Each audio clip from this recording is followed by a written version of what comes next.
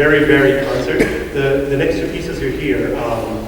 Es ist ein Groß entsprungen is an old Renaissance Christmas tune, Lo era Rose there bloometh is a common translation.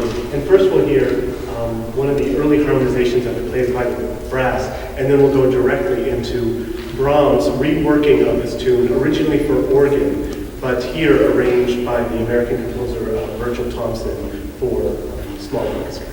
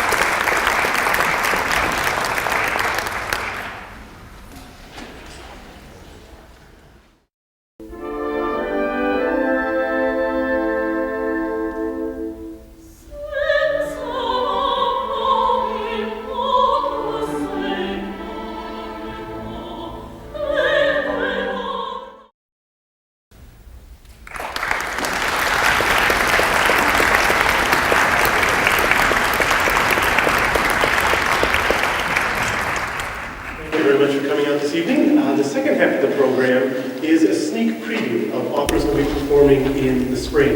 Every other year, the UM Orchestra and the UM Opera Theater get together and do an opera or two together. 2 years ago, we did The Marriage of Figaro, for which we won the national award. Thank you. Congratulations.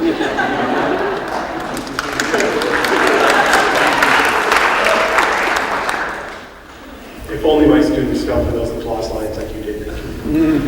This coming February, we'll be performing these two Puccini operas, two one-act operas he wrote, Gianni Schicchi and Suor Angelica. And to tell you more about the production, and since we're only playing selections, to fill in the holes in the plots that we will not be performing today, please help me welcome Director of the UM Opera Theater, Anne Basinski.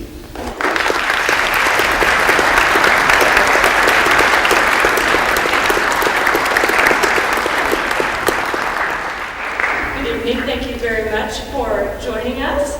On behalf of myself and the Opera Theater and my co-director, Dr. David Cody, we are so pleased to be able to collaborate with Dr. Mian and this wonderful group.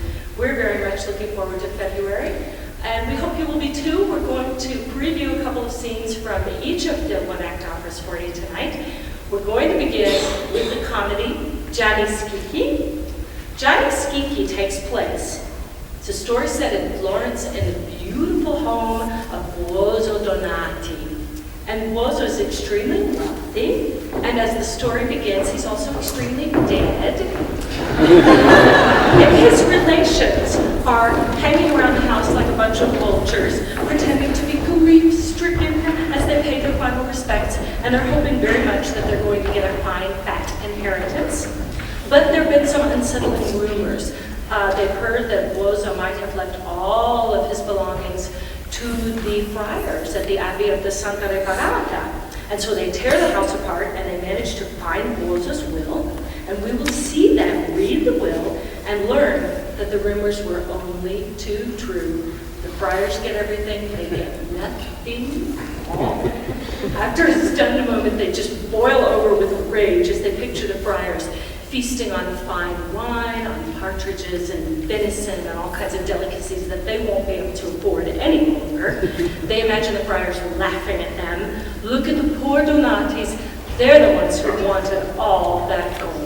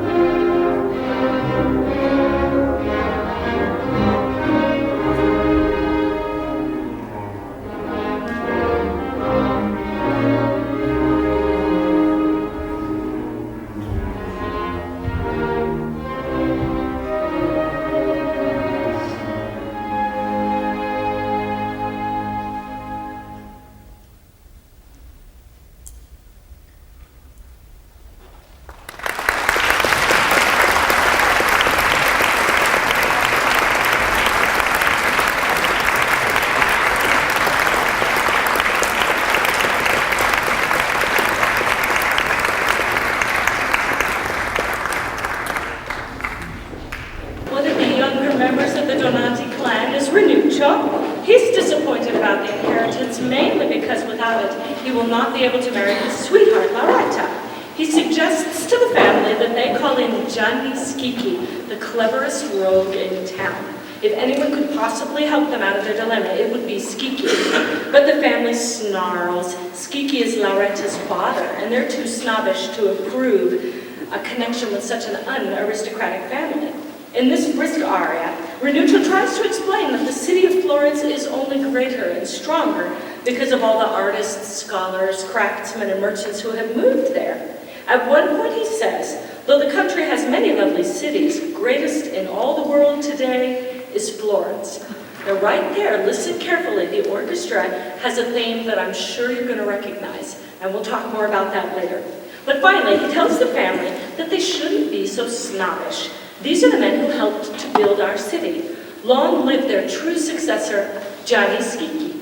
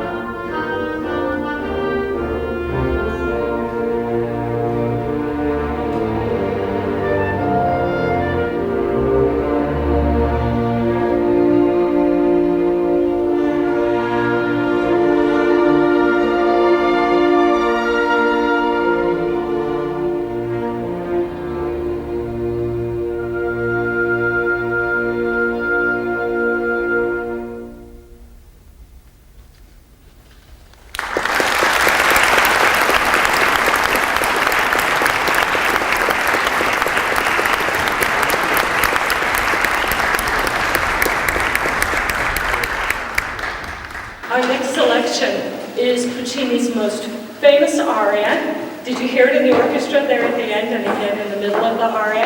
Well, it is O mio bambino caro in Italian. And Lauretta here is pleading with her father to help the Donati so she can marry her Renuccio. Schicchi's become angry at the family and he shouts out that he'll do nothing at all to help them. But Lauretta's obviously a very clever young lady who has her daddy wrapped around her little finger.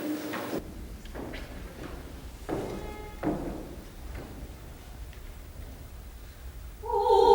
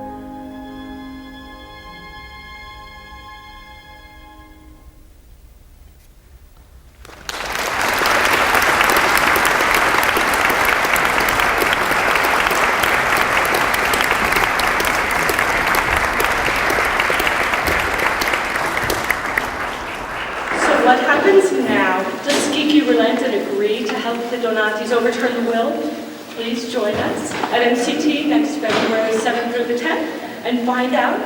And for now, we'll give you a sample of our other one-act opera, Suor Angelica, or Sister Angelica. Puccini was proud of Suor Angelica, and I think that you'll hear why. It's truly a beautiful work.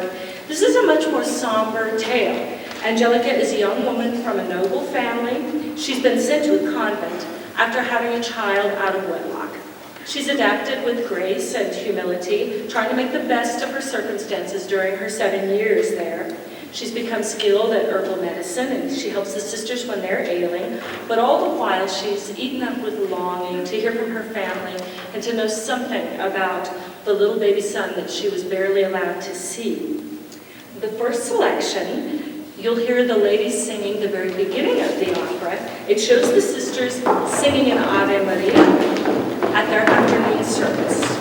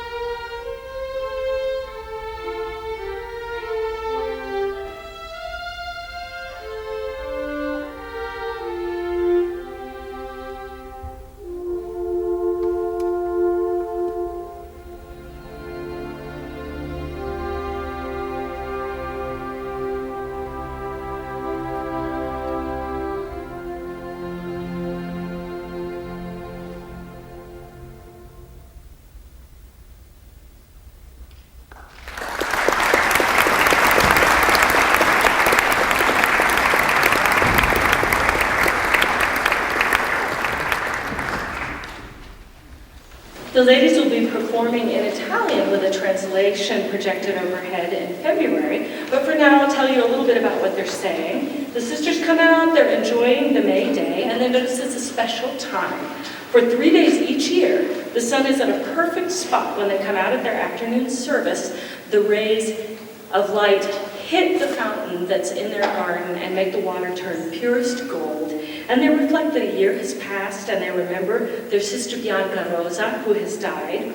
As this scene begins, a young sister named Genevieve, or Genevieve, suggests that they take a dipper of the golden water to the tomb of Bianca Rosa, that it would please her spirit. And the sisters agree, but Suor Angelica feels differently. She tells them that desires belong only to the living, that the dead have nothing to wish for since they're in heaven. Sisters, she says, death is life in its greatest beauty. The sister Monitor reminds Genevieve that even on earth they must try to eliminate any desires.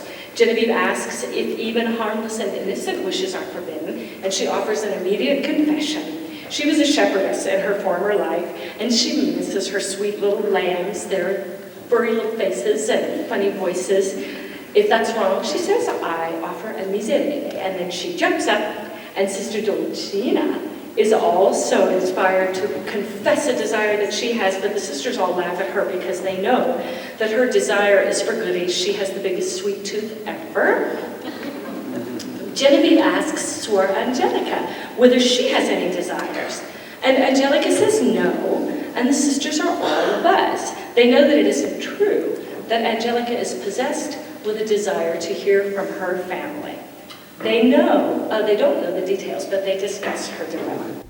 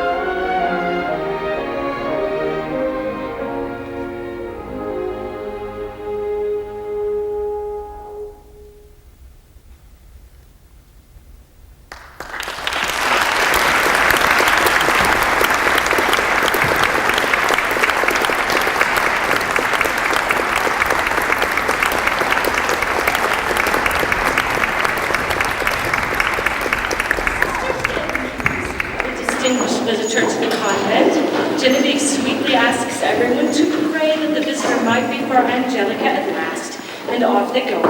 And the visitor is indeed for Angelica. It is her aunt, the princess. The meeting does not go well. The princess is cold and angry. She's only there to get Angelica's signature on some papers relinquishing some family property. The princess is harsh with Angelica still about the shame she's brought on the family. But finally, Angelica gets the courage to ask desperately for news of her son. The news is grim. 2 years earlier, the boy fell ill. Everything possible was done for him, but he died. The princess collects the papers, then she leaves the sobbing Angelica without one kind word. To finish our concert tonight, we'll hear the lovely aria and chorus that are the centerpiece of the opera that follow that scene. Angelica thinks of her poor little son dying without his mother, without knowing that she loved him. She thinks about him being in heaven, and suddenly she starts to feel exhilarated as she imagines that for the first time now he can actually see her. She begs him to tell her when she'll be able to join him there in heaven. "Send me word by one twinkling star," she asks. "Parla, mi amore, speak to me, love." The sisters return, having no idea of the news that Angelica's heard. Genevieve says, "Heaven has granted your prayer, sister." And Angelica, in her strangely exalted state, replies that heaven has shed its grace on her. This is the kind of moment that Puccini fans wait for. So I hope you enjoy it. Thank you very much for coming tonight, and we hope very much to see you again in February.